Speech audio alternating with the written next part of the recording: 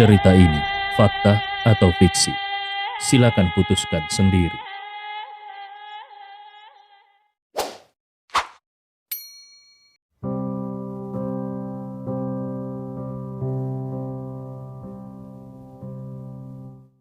Bab 727. Leon hanya menatap kosong ke arah wanita itu. Sepertinya dia tidak menyangka kalau wanita itu akan berbicara secara langsung. Wanita itu memang menyelamatkan nyawanya. Jadi sebenarnya wajar saja kalau dia meminta Leon untuk membantunya. Tapi setidaknya wanita itu bisa menunggu. Bagaimanapun juga, Leon baru saja bangun. Melihat keheningan Leon, wanita itu mengira kalau Leon tidak bersedia. Jadi dia berbicara dengan nada dingin. "Tentu saja, kalau kau tidak mau, kau bisa pergi sekarang. Aku tidak akan pernah menghentikanmu." Leon tertawa pahit di dalam hatinya. Tentu saja wanita ini tidak akan menghentikannya kalau dia ingin pergi. Bagaimanapun, dia tidak bisa pergi saat ini karena dia masih terluka. Namun Leon tetap berbicara dengan lembut. "Katakanlah, bantuan apa yang bisa kuberikan?" Leon tahu dengan jelas seberapa berat luka-lukanya. Apalagi luka yang sampai mengenai tulang di bahu dan dadanya. Ki pedang milik Dugu Jian telah menembus jantungnya. Bahkan kalaupun pada saat-saat terakhir itu dia bisa menghindar, sehingga ki pedang Dugu Jian tidak menembus jantungnya, tetap saja ki pedang itu akan menyerempet hatinya. Seluruh pembuluh darah jantungnya rusak parah dan dia jatuh ke sungai Jinsa.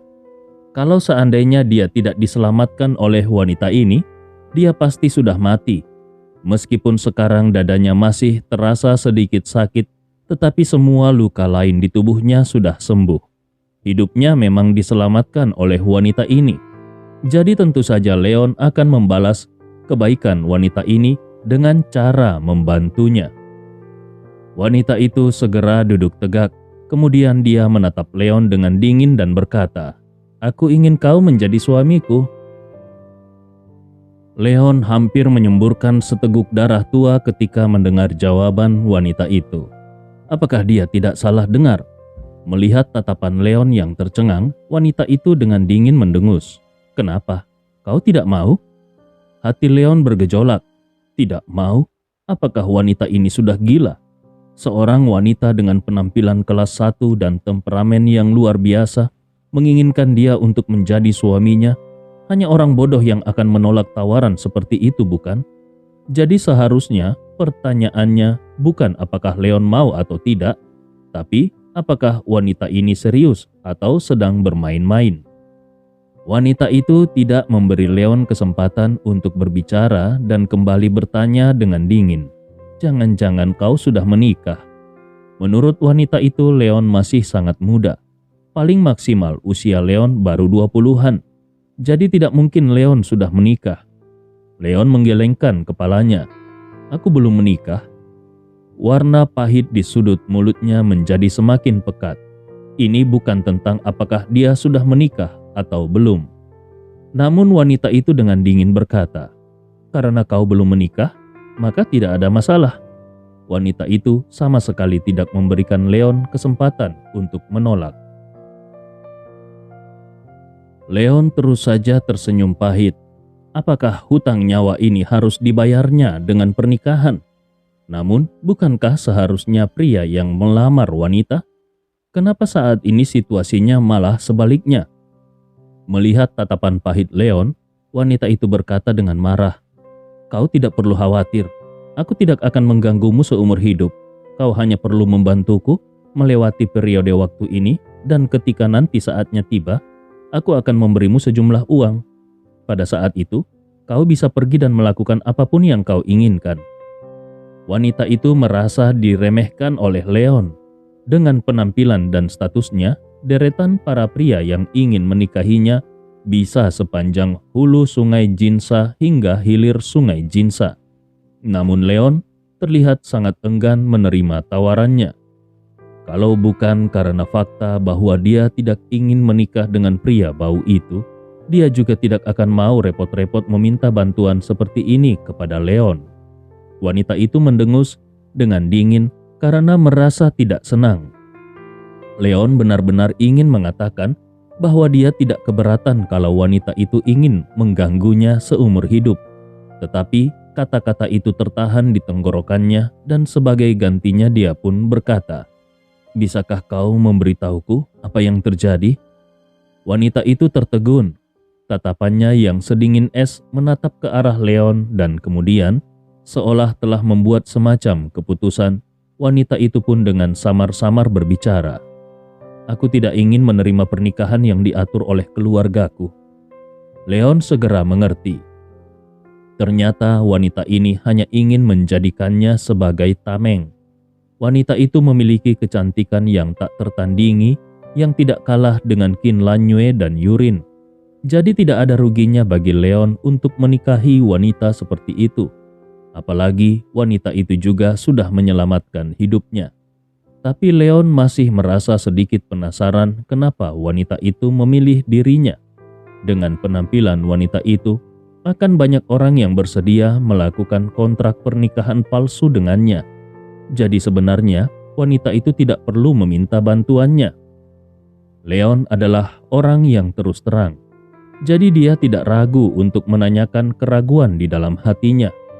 Wanita itu menjawab dengan datar, "Itu karena kau adalah orang asing. Tidak peduli apakah itu seseorang di keluargaku atau teman-temanku. Tidak ada seorang pun dari mereka yang mengenalmu. Selama kau tidak membongkarnya, tidak akan ada yang tahu bahwa pernikahan itu palsu." Leon terdiam mendengarnya, dan kemudian dia berkata, "Baiklah, karena kau ingin aku menjadi suamimu, itu berarti aku perlu tahu siapa namamu. Selain itu, bisakah kau memberitahuku tempat apa ini?" Wanita itu akhirnya merasa lega dan nada bicaranya pun sedikit ramah. "Namaku Su Yanrou, dan ini adalah resort kota Luohe di kota Nanhe." Kota Nanhe adalah sebuah kota besar di perbatasan provinsi Nanyun. Leon tidak menyangka kalau dia benar-benar dihanyutkan sampai ke sini oleh aliran air sungai Jinsa. Leon baru saja hendak melakukan perkenalan diri. "Baiklah, namaku adalah..." Siapa sangka kalau kata-kata Leon langsung dipotong oleh wanita itu. "Kau tidak perlu memberitahuku siapa namamu. Lagi pula, setelah sandiwara ini selesai, kau dan aku sama-sama orang asing. Karena aku menemukanmu di tepi sungai Jinsa, maka aku akan memanggilmu Ye He." Leon tidak bisa berkata-kata.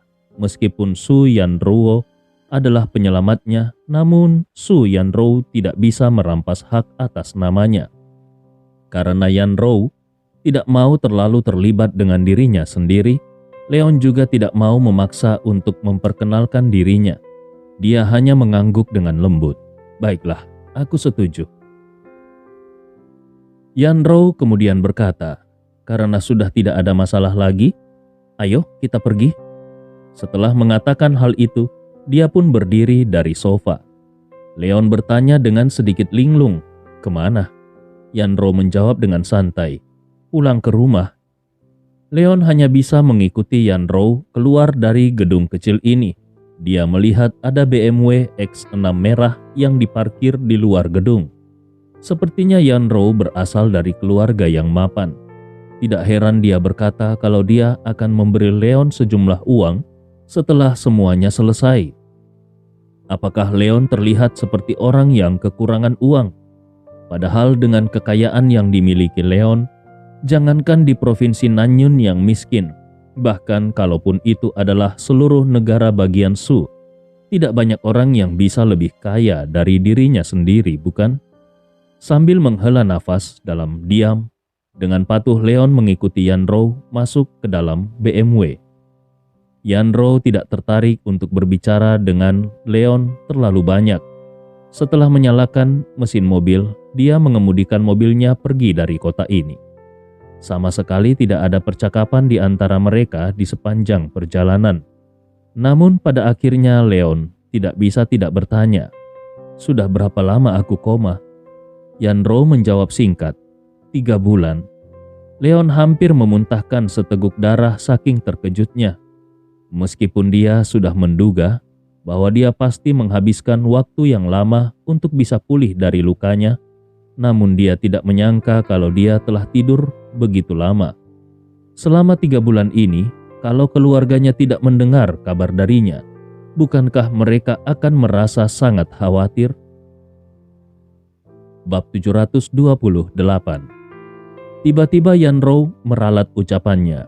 Oh, aku salah ingat. Sepertinya hanya sekitar sebulan atau lebih. Yanrou tampak sedikit malu saat dia meralat ucapannya. Namun Leon bisa memakluminya.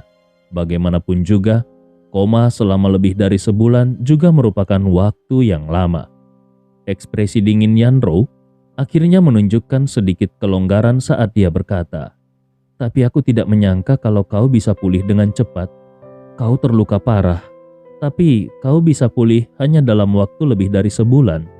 Bahkan tulang lenganmu pun sudah tumbuh kembali. Kau benar-benar beruntung." Tampaknya Yanrou juga mengagumi kemampuan pemulihan Leon yang begitu cepat. Tubuh fisik Leon memang berbeda dari orang biasa. Ditambah lagi setelah dia melangkah ke alam bawaan ketiga. Sel-sel di tubuhnya menjadi jauh lebih aktif daripada orang biasa. Begitu Leon memikirkan hal ini, dia menyadari kalau saat ini dantiannya kosong, tanpa ada sedikit pun ki sejati. Alis Leon sedikit terangkat dan setelah memeriksa dengan cermat, dia menyadari bahwa pembuluh darah jantungnya rusak parah. Meskipun tubuhnya secara otomatis selalu menyerap ki spiritual langit dan bumi, namun tepat setelah dia mengumpulkan sedikit ki sejati ke dalam dantiannya, ki tersebut akan segera menghilang dari bagian pembuluh darah jantungnya. Rasanya seperti ada lubang besar di dalam dantiannya. Tidak peduli berapa banyak ki sejati yang dikumpulkannya, ki sejati itu akan langsung mengalir.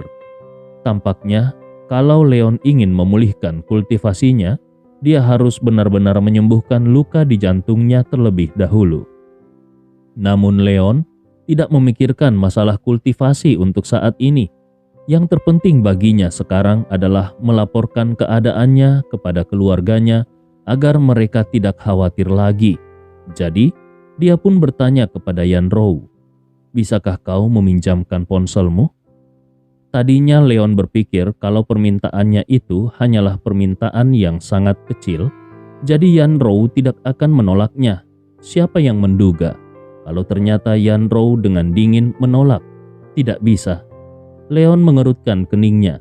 Sepertinya Yanrou menyadari kalau sikapnya agak terlalu sombong, jadi dia pun menjelaskan, "Aku tidak suka orang menyentuh ponselku. Kalau kau ingin melaporkan keadaanmu kepada keluargamu, tunggulah sampai kita tiba di kota. Aku akan membelikanmu ponsel yang baru." Ekspresi tidak bahagia di hati Leon langsung menghilang dan dia berkata, "Terima kasih." Awalnya Leon mengira kota Luohe seharusnya tidak terlalu jauh dari kota Nanhe. Tetapi Yanrou sudah mengemudi selama lebih dari 3 jam dan mereka belum tiba juga di kota. Sepanjang perjalanan, Yanrou sama sekali tidak berinisiatif untuk mengucapkan sepatah kata pun kepada Leon. Leon juga tidak mengatakan apa-apa.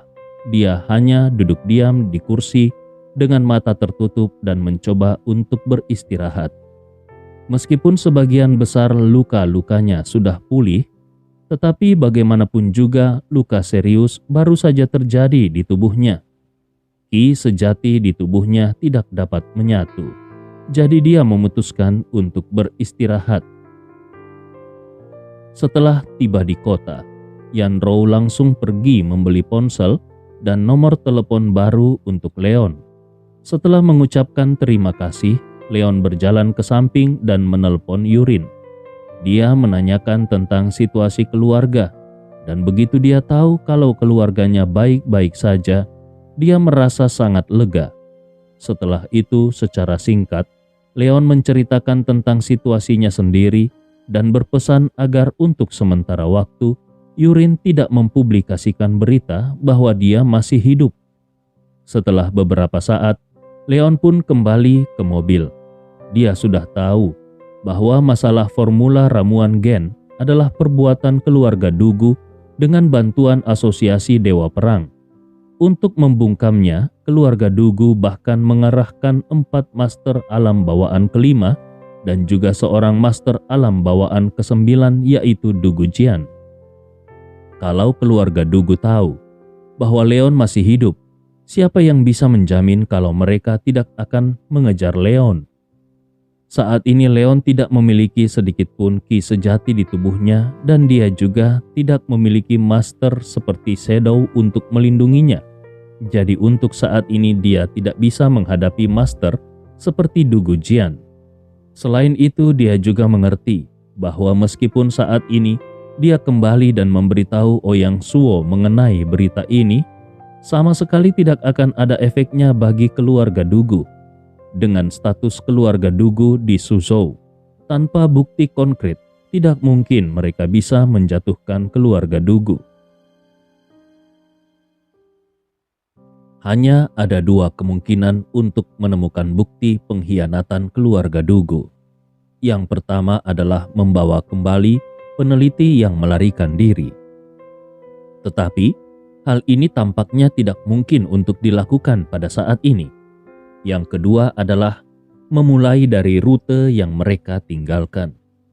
Dugu Jian secara pribadi mengambil tindakan dan membantai 4 elit Asosiasi Dewa Perang untuk membungkam mereka.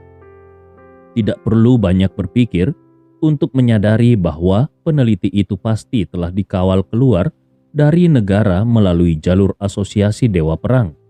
Jadi, meskipun semua elit itu telah dimusnahkan oleh keluarga Dugu, masih ada begitu banyak orang di Asosiasi Dewa Perang sehingga mungkin akan ada beberapa petunjuk yang tertinggal. Kalau Leon tidak salah ingat, kota Nanhe kebetulan menjadi salah satu wilayah utama Asosiasi Dewa Perang. Kalau dia bisa tinggal di sini, mungkin dia akan mendapatkan penemuan baru. Dia bisa memulihkan diri dari luka-lukanya sambil diam-diam menyelidiki Asosiasi Dewa Perang dan membawa hutang budi kepada Yanrou karena sudah menyelamatkan hidupnya. Ini sama seperti membunuh 3 burung dengan 1 lemparan batu. Melihat Leon kembali ke dalam mobil, Yanrou bertanya, "Apakah kau sudah selesai menghubungi keluargamu?" Leon mengangguk. Yanrou tidak mengajukan pertanyaan lagi dan langsung menginstruksikan, "Kalau begitu, ayo pergi. Kita akan segera pulang." Kemudian dia menyalakan BMW sekali lagi dan mereka pun berangkat. Sekitar 10 menit kemudian, BMW merah terang itu pun berhenti di pintu masuk halaman. Yanrou berjalan keluar dari BMW dan menuju ke gerbang. Leon juga buru-buru mengikutinya. Ketika dia mengikuti Yanrou ke halaman, dia melihat seorang pria berusia 50-an sedang mengobrol dengan seorang pria muda berpakaian modis di ruang tamu. Dan ketika dia dan Yanrou masuk, keduanya menoleh ke arah mereka pada saat yang bersamaan. Sementara wajah pria yang lebih muda bersinar dengan sentuhan kegembiraan. Tatapan pria yang lebih tua terarah kepada Leon yang berada di belakang Yanrou. Alis pria tua itu berkerut saat dia berkata, "Yanrou, siapa itu?" Pria yang lebih muda tertegun dan berulah, kemudian dia menyadari kehadiran Leon. Yanrou menjawab dengan nada dingin, "Dia adalah kekasihku." Pria muda itu baru saja menyesap teh. Ketika dia mendengar jawaban Yanrou, dia langsung tersedak. Kemudian pria muda itu dengan marah berdiri dari sofa dan berseru, "Yanrou, apakah kau sedang bercanda?" Namun Yanrou bahkan tidak memandang pemuda itu dan langsung berkata ke arah lelaki tua yang masih duduk di sofa, "Ayah, namanya Yehe. Dia adalah ayah dari anak yang ada di perutku." Pada saat ini, jangankan kedua pria itu, bahkan Leon pun sangat terperanjat ketika mendengarnya. Dia bergumam di dalam hatinya, "Apa maksudnya dengan ayah dari anak yang ada di dalam perutnya? Kapan aku punya anak dengannya? Bukankah aku hanya harus berpura-pura menjadi pacar atau suaminya? Aku tidak ingin menjadi ayah dari anaknya." Ayah Yanrou sudah berdiri dari tempat duduknya, lalu dia berjalan dengan langkah cepat ke depan Yanrou. Dia meraih pergelangan tangan Yanrou dan setelah dengan hati-hati mengukur denyut nadi Yanrou, wajahnya terlihat muram dan hampir meneteskan air mata. Putrinya benar-benar hamil. Melihat wajah muram calon ayah mertuanya, tubuh pria muda itu bergetar sejenak dan dia hampir terduduk di tanah. Dia tahu bahwa dengan kemampuan medis calon ayah mertuanya adalah hal yang mudah bagi calon ayah mertuanya untuk menilai apakah seseorang hamil atau tidak. Saat ini, tampaknya tunangannya benar-benar mengandung anak orang lain. Hanya saja bagaimana hal ini bisa terjadi?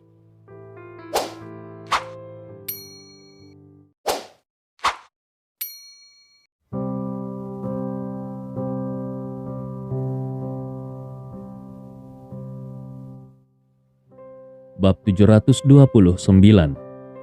Meskipun sudah menduga di dalam hatinya, namun pemuda itu masih menolak untuk menyerah. Dan dia mengajukan satu pertanyaan lagi kepada calon ayah mertuanya. "Paman, apakah itu benar?" Dia berharap calon ayah mertuanya membuat diagnosis yang salah. Namun Tuan Su hanya bisa menggertakkan giginya dan menjawab, "Itu benar." Dia menatap Leon dengan sangat tajam, seolah-olah dia ingin memakan Leon hidup-hidup.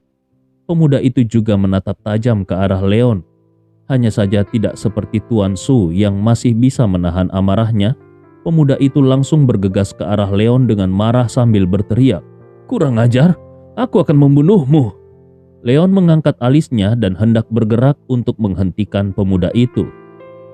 Meskipun sekarang dia tidak memiliki sedikit pun ki sejati di tubuhnya dan luka-lukanya belum pulih sepenuhnya, tetapi kekuatan fisiknya masih ada. Jadi bukan masalah besar baginya untuk berurusan dengan orang biasa seperti pemuda itu. Tetapi sayangnya dia sama sekali tidak memiliki kesempatan untuk bergerak karena Yanrou sudah mengulurkan tangannya untuk menghentikan pria itu. Yanrou berkata dengan dingin, "Hei Jiawei, ini adalah rumah keluarga Su, bukan rumahmu. Ini bukan tempat di mana kau bisa bertindak sesuka hatimu." Jiawei menatap Yanrou dengan wajah sedih dan bertanya, "Yanrou, apakah kau sangat membenciku?" Yanrou langsung menjawab dengan ketus, "Iya." Jiawei menunjuk ke arah Leon dengan satu tangan dan berkata dengan suara gemetar, "Meskipun kau membenciku dan tidak ingin menikah denganku, tapi kau tidak perlu merendahkan dirimu sendiri, bukan? Anak laki-laki seperti ini sangat tidak layak untukmu." Yanrou mengangkat kepalanya tinggi-tinggi dan mendengus dingin, "Tapi aku menyukainya." Jiawei menggeram dan berkata dengan nada menantang, "Menyukainya? Apa yang kau sukai darinya? Apa bedanya dia denganku?" Yanrou menjawab dengan sangat tegas, "Dia lebih tampan darimu." Jiawei sangat marah sampai-sampai dia hampir menyemburkan seteguk darah. "Lebih tampan dariku?" Jiawei terus berkata sambil menggeram, "Apa gunanya berwajah tampan? Apakah menurutmu dia bisa menafkahimu?" Yanrou bertanya kembali dengan sinis, "Aku bisa menghasilkan uang sendiri dan aku juga bisa menghidupi diriku sendiri. Jadi untuk apa aku membutuhkan dia untuk menafkahiku?" Jiawei juga bertanya, "Lalu bagaimana dengan dia? Apakah kau juga berencana untuk menafkahinya?" Yanrou mencibir, "Memangnya kenapa kalau aku menafkahinya? Apa kau pikir aku tidak mampu untuk menafkahinya?" Kemarahan Jiawei semakin membara. Dia tidak pernah menyangka kalau wanita yang dia cintai selama bertahun-tahun ini, ketika tiba saatnya untuk berbicara tentang pernikahan, justru memiliki pemikiran seperti itu. Yanrou lebih suka menafkahi berondong daripada menikahi dirinya. Dia tidak bisa menggoyahkan tekad Yanrou yang sangat kuat. Jadi dia hanya bisa menyerang Leon. "Setidaknya, kau adalah seorang pria. Apakah kau benar-benar bersedia dinafkahi oleh seorang wanita?" Jiawei berharap Leon tidak akan tahan dengan provokasinya dan pergi dengan marah. Sayangnya dia kecewa. Dengan senyum malu-malu di wajahnya, Leon menjawab dengan pelan, "Tentu saja aku bersedia. Impian terbesarku sejak kecil adalah menjadi orang kaya tanpa perlu bekerja keras." Jia Wei benar-benar syok. Bahkan Tuan Su yang ada di samping juga mengerutkan keningnya. Bagaimana orang ini bisa mengucapkan kata-kata kurang ajar seperti itu? Sementara itu Yan Rou juga melirik Leon. Tentu saja dia juga tidak menyangka kalau Leon mempunyai impian seperti itu. Seseorang yang tulang di kedua lengannya telah ditembus pedang dan yang jantungnya telah hancur dengan lubang berdarah, namun tetap bertahan hidup, tentu tidak mungkin memiliki impian murahan seperti itu.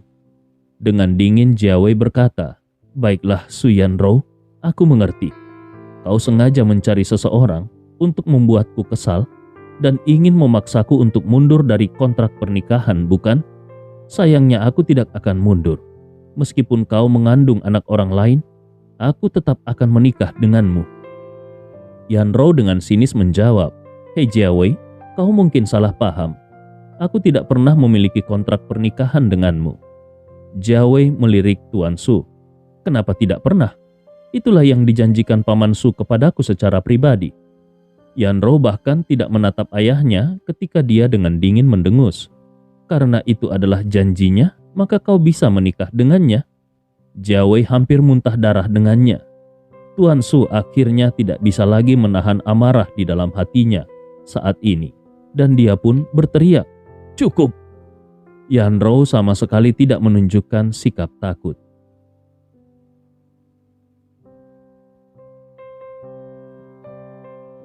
Jia Wei juga menatap Tuan Su dengan tenang. Tuan Su berkata dengan nada bersalah kepada Jia Wei, "Jia Wei, kau bisa kembali dulu. Untuk masalah ini, aku sendiri yang akan datang ke rumahmu dan memberikan penjelasan kepadamu dan ayahmu." Jia Wei hendak membuka mulutnya untuk mengatakan sesuatu, tetapi untuk sesaat dia tidak tahu harus berkata apa. Jadi dia hanya mengangguk dalam diam dan mengucapkan selamat tinggal kepada Tuan Su. Lalu dia berbalik dan pergi. Namun, ketika dia melewati Leon, dia memelototi Leon dengan tajam. Tatapan matanya dipenuhi dengan kebencian. Tapi tentu saja Leon tidak akan peduli dengan tatapan seperti itu. Dia hanya tersenyum ke arah Jia Wei dan berkata, "Berhati-hatilah di jalan." Jia Wei merasa sangat marah sampai paru-parunya hampir meledak. Dia mendengus dengan keras dan kemudian pergi dengan langkah besar. Ketika hanya tersisa mereka bertiga di ruang tamu, Tuan Su sama sekali tidak mau memandang Leon. Dia hanya menatap putrinya sendiri dan mendengus dingin. Apa yang terjadi? Yan Rou mengulang pertanyaan ayahnya dengan wajah bingung. Apa yang terjadi?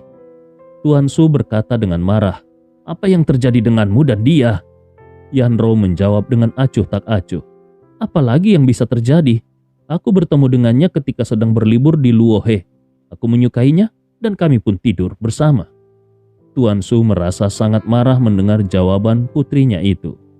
Ketika keluarga He datang untuk melamar putrinya, dia tahu kalau putrinya sangat menentang pernikahan ini dan bahkan meninggalkan rumah dalam suasana hati yang sangat marah. Pada saat itu, menurutnya istrinya akan bisa membujuk putrinya ini untuk kembali pulang. Siapa sangka ketika putrinya ini pulang, putrinya justru pulang bersama seorang pria. Dan yang lebih mengejutkan lagi, putrinya hamil dengan benih pria ini. Dan alasannya ternyata sangat remeh. Mereka bertemu, saling menyukai, dan tidur bersama. Apakah putrinya ini sedang bercanda? Tuan Su sangat mengetahui sifat putrinya.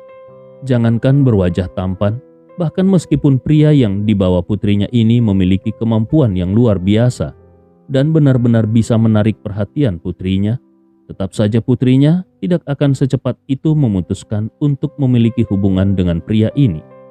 Jangan-jangan apa yang dikatakan oleh Jia Wei tadi benar, bahwa untuk menghindari pernikahan ini, putrinya sampai merendahkan dirinya.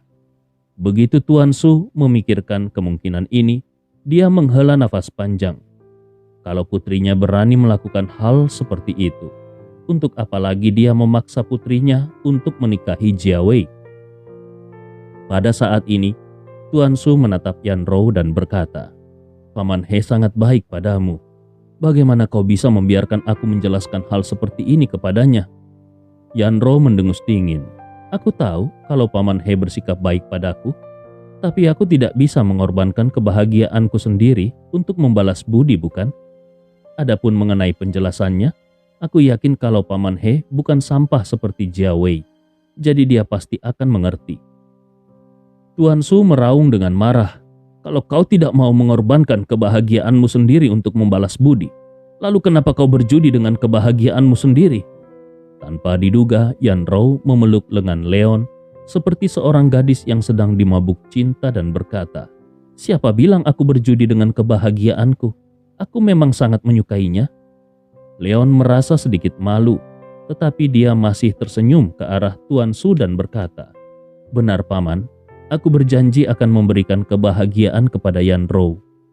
Leon berakting dengan sangat bagus. Bab 730. Ketika mendengar Leon berbicara, kemarahan Tuan Su yang sudah ditekan sejak tadi benar-benar meledak. "Kebahagiaan? Dengan apa kau akan memberinya kebahagiaan? Kau sudah menghancurkan kebahagiaan seumur hidupnya." Meskipun Leon tahu bahwa dia sedang berakting, tetapi dia tetap merasa sedikit tidak senang ketika mendengar perkataan Tuan Su. Namun tanpa menunggu Leon untuk mengatakan sesuatu, Yanrou sudah berkata dengan dingin, "Kebahagiaanku ada di tanganku sendiri. Tidak ada orang yang bisa mengambilnya, dan tidak ada juga orang yang bisa menghancurkannya. Kalau ayah tidak suka melihat kami bisa pindah dari sini." Leon terkejut dan melirik Yanrou. Dia tidak menyangka Yanrou akan mengucapkan kata-kata yang mendominasi seperti itu. Tiba-tiba dia merasa terkesan pada Yanrou. Tuan Su berseru tertahan, "Kau?" Dia menunjuk ke arah Yanrou dan ingin memarahi Yanrou, tetapi dia tidak mampu. Dia tidak ingin Yanrou keluar dari rumah ini. Apalagi sekarang Yanrou sedang mengandung seorang anak. Dalam sekejap, wajah Tuan Su terlihat tampak berusia beberapa tahun lebih tua. Dia pun melambaikan tangannya sambil berkata, "Cukup, ibumu akan kembali sebentar lagi. Kau bisa menjelaskan sendiri kepadanya nanti ketika dia pulang." Setelah mengatakan itu, Tuan Su berbalik ke arah ruang dalam. Leon sedikit malu melihat situasi ini. Dia takut dia harus tinggal di sini di masa depan. Membayangkan bahwa di masa depan dia harus melihat tatapan mematikan dari Tuan Su setiap harinya, membuatnya merasa sedikit gelisah. Namun Yanrou tidak peduli. Dia hanya berkata ke arah Leon, "Ikuti aku."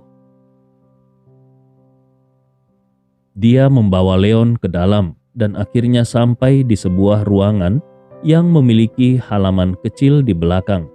Yanrou menunjuk ke ruangan itu dan berkata, "Selama periode waktu ini, kau akan tidur di sini." Leon menyapukan pandangannya secara sekilas. Dari dekorasi kamarnya sudah jelas kalau ini adalah kamar wanita. Jadi dia pun bertanya, "Ini kamarmu?" Yanrou menganggukkan kepalanya. "Iya." Leon tertegun.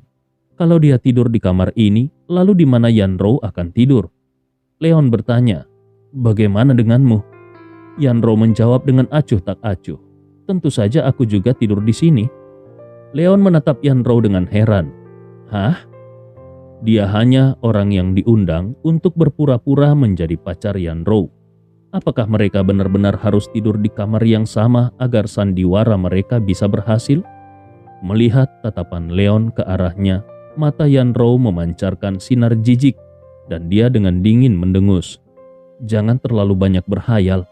Aku akan tidur di tempat tidur dan kau tidur di lantai."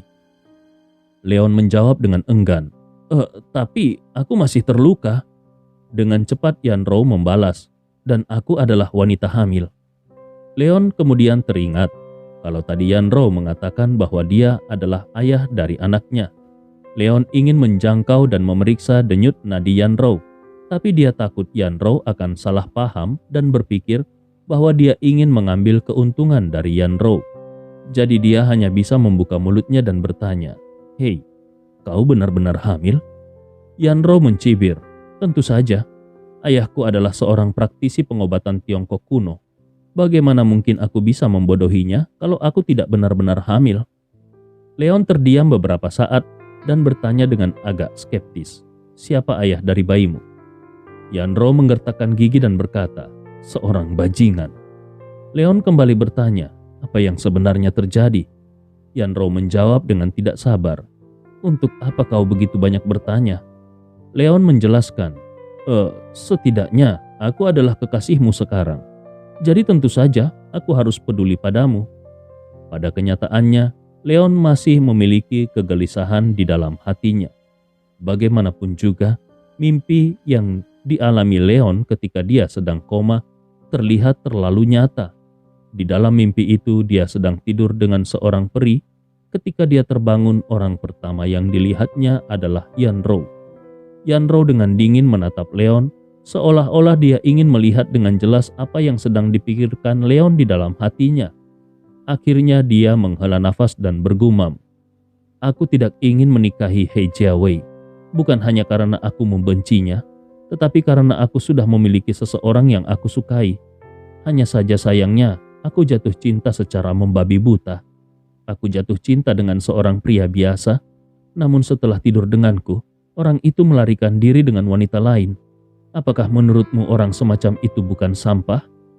Ketika Yanro berbicara, matanya menunjukkan rasa dingin yang sedingin es. Terlihat jelas kalau dia sangat membenci pria yang meninggalkannya itu. Leon mengangguk. Tentu saja, orang seperti itu benar-benar sampah.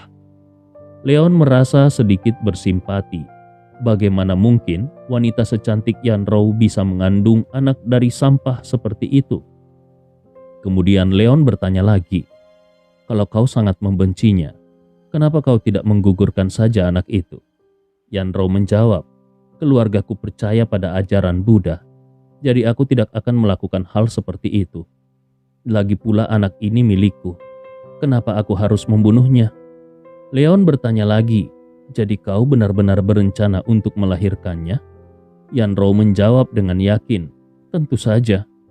Leon bertanya, "Jadi aku bukan hanya harus berpura-pura menjadi kekasihmu, tetapi aku juga harus berpura-pura menjadi ayah anak itu?" Yanro mengangguk, "Ya, tapi jangan khawatir. Setelah anak itu lahir, kau bisa pergi dan pada saat itu aku akan menjelaskan semuanya kepada keluargaku." Leon mengangguk setuju. "Oke, baiklah." Yanro tidak ingin melanjutkan topik ini, jadi dia berkata kepada Leon, "Luka di tubuhmu belum sepenuhnya pulih. Kau harus istirahat sebentar. Aku akan kembali memanggilmu kalau sudah waktunya untuk makan." Setelah mengatakan itu, Yanro berbalik dan berjalan keluar. Leon tidak menyadari bahwa pada saat Yanro berbalik, seberkas permintaan maaf melintas di matanya.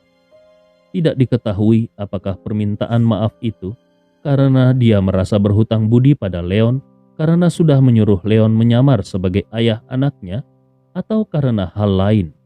Leon tidak terlalu memikirkannya dan langsung berbaring di tempat tidur. Dia memang perlu lebih banyak beristirahat sekarang. Namun saat dia baru saja tertidur, dia mendengar ledakan keras dari luar. Itu adalah sebuah ledakan keras yang diikuti oleh suara keributan. Leon bangun dengan terburu-buru dan berlari keluar. Dia melihat sekelompok besar orang berpakaian hitam berdiri di halaman dengan ganas dan kejam. Seorang pria muda yang mengenakan kemeja robek-robek dan sepatu kodok menunjuk ke arah Tuan Su dan mengutuk, "Pak Tua Su, ini semua karena perbuatanmu." Tuan Su yang memiliki nama Su King He memiliki ekspresi panik di wajahnya dan berkata, "Tuan muda keempat Su, apa yang terjadi?" Pria itu mendengus marah. "Apa yang terjadi katamu? Kau memberi ayahku resep pada hari itu dan sebagai akibatnya, penyakit ayahku bukan hanya tidak membaik, tetapi juga menjadi semakin memburuk. Aku memperingatkanmu, kalau ada sesuatu yang terjadi pada ayahku, aku pasti akan membuat seluruh keluarga Su dikuburkan bersamanya." Wajah Su King He berubah drastis. Yanro juga bergegas datang dan bertanya, "Ayah, Apa yang terjadi? Di sisinya Yanrou memapah seorang wanita bangsawan yang berusia 50-an dan memiliki sedikit kemiripan dengannya. Sepertinya wanita itu adalah ibunya. Wajah wanita itu juga penuh dengan kepanikan. Ketika pria itu melihat Yanrou, matanya langsung berbinar dan dia mencibir. "Hei, bukankah ini adalah Nona Su? Kau datang tepat waktu. Kau harus melakukan perjalanan bersamaku." Dia hendak maju dan menarik Yanrou, tetapi dengan mudah gerakannya itu bisa dihindari oleh Yanrou. Alis pria itu terangkat. Dia hendak marah, namun Su Qinghe yang ada di samping dengan cepat menjelaskan, "Yanrou, 3 hari yang lalu, ayah pergi untuk memeriksa penyakit Tuan Su yang sudah tua. Penyakit yang dia derita seharusnya adalah pneumonia, dan ayah memberinya resep obat. Tetapi sepertinya sekarang kondisi Tuan Su menjadi semakin buruk. Jadi, kau harus pergi bersamaku untuk memeriksakannya." Meskipun Su Qinghe adalah seorang dokter terkenal di kota Nanhe, tapi dia tahu bahwa kemampuan medisnya tidak sebagus putrinya sendiri. Yanrou mengangguk. Baiklah, dia baru saja hendak pergi bersama ayahnya ketika terdengar sebuah suara. "Tunggu."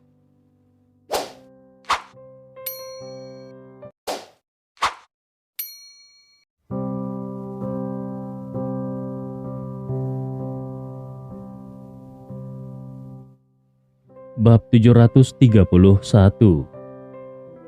Kerumunan itu membeku. Mereka berbalik dan melihat seorang pria muda dengan penampilan rapi dan wajah pucat berjalan mendekat. Alis Su Qinghe segera berkerut. Orang ini lagi. Sepertinya pemuda ini tidak puas hanya mengacaukan putrinya sendiri dan sekarang berencana untuk mengganggu seluruh keluarganya. Keluarga Su adalah salah satu keluarga teratas di kota Nanhe. Su Minghe, kepala keluarga Su, adalah sosok kelas 1 di dunia bawah tanah kota Nanhe. Kalau dia sampai tertunda untuk merawat Su Minghe dan akhirnya Su Minghe tidak bisa diselamatkan, seluruh keluarga Su pasti harus ikut menanggung akibatnya.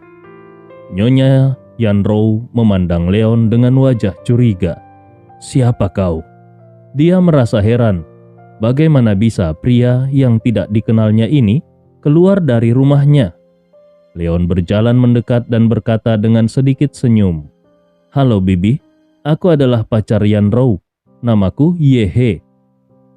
Nyonya Su terdiam sejenak. Barusan dia dan putrinya telah membicarakan tentang Leon di kamar. Nyonya Su merasa tidak puas dengan keputusan putrinya itu. Tetapi ketika dia mengetahui bahwa putrinya sedang mengandung seorang anak, dia pun tidak berbicara banyak dan berpikir untuk pergi menemui Leon. Ternyata justru Leonlah yang pertama kali memperkenalkan diri kepadanya. Menurut Nyonya Su, penampilan Leon terlihat bagus dan wajahnya juga tampan. Tapi apa yang dilakukan anak ini sekarang? Menambah kekacauan? Tuan muda keempat Su yang bernama Su Sanyin juga mengerutkan keningnya. Pemuda ini adalah pacar Yanrou? Bukankah sebelumnya dikabarkan kalau Su Yanrou akan menikahi He Jiawei dari keluarga He? Bagaimana mungkin Yanrou memiliki pacar baru? Saat ini Yanrou juga berbicara dengan dingin kepada Leon. "Apa yang kau lakukan di sini?"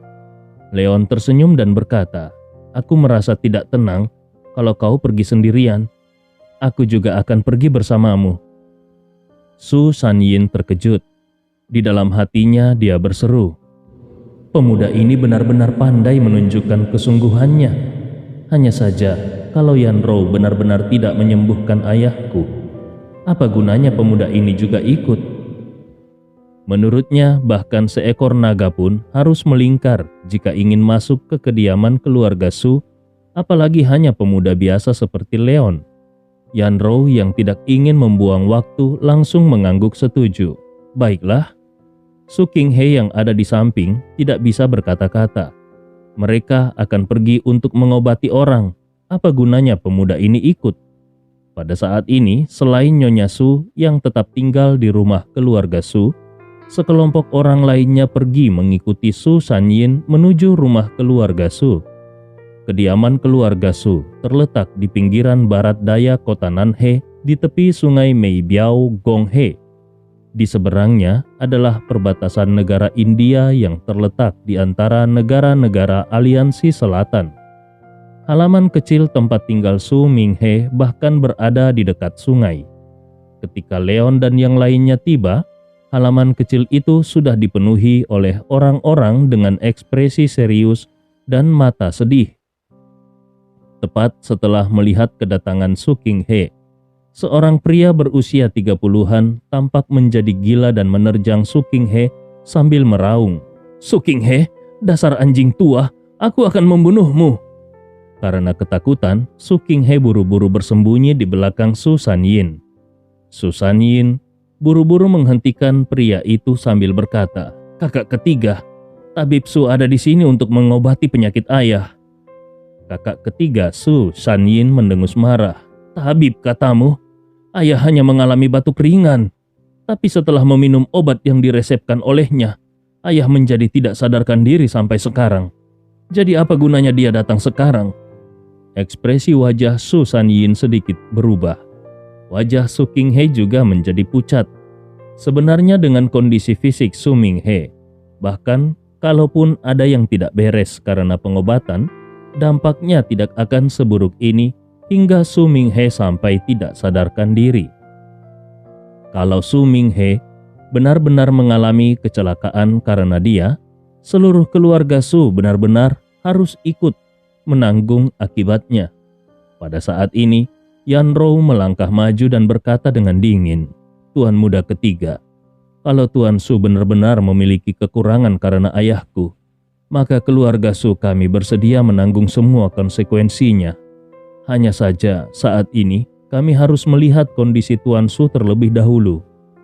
Tuan muda ketiga Su melambaikan tangannya dengan tegas. "Tidak perlu. Aku sudah mengundang tabib Hua. Kalian tidak perlu bergerak." Kelopak mata Su Qinghe dan Yan Rou sama-sama melonjak.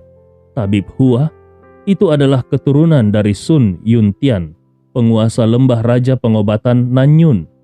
Tabib Hua masih muda, namun memiliki keterampilan medis yang sangat baik. Dia adalah ahli terkemuka di seluruh komunitas medis kota Nanhe. Pencapaian medisnya bahkan lebih tinggi dari Yan Rou. Keluarga Su benar-benar mengundangnya ke sini. Tepat pada saat ini, seorang pria paruh baya berusia 40-an berjalan keluar dengan ditemani oleh seorang pria berusia 30-an. Raut wajah keduanya tampak sedih. Tanpa memperhatikan Leon dan rombongannya, tuan muda ketiga Su buru-buru berlari dan bertanya kepada pria yang berjalan keluar itu, "Tabib Hua, bagaimana kondisi ayahku?" Pria berusia 30-an itu menggelengkan kepalanya dan berkata dengan penuh penyesalan, "Kondisi Tuan Su sangat buruk. Kalau aku...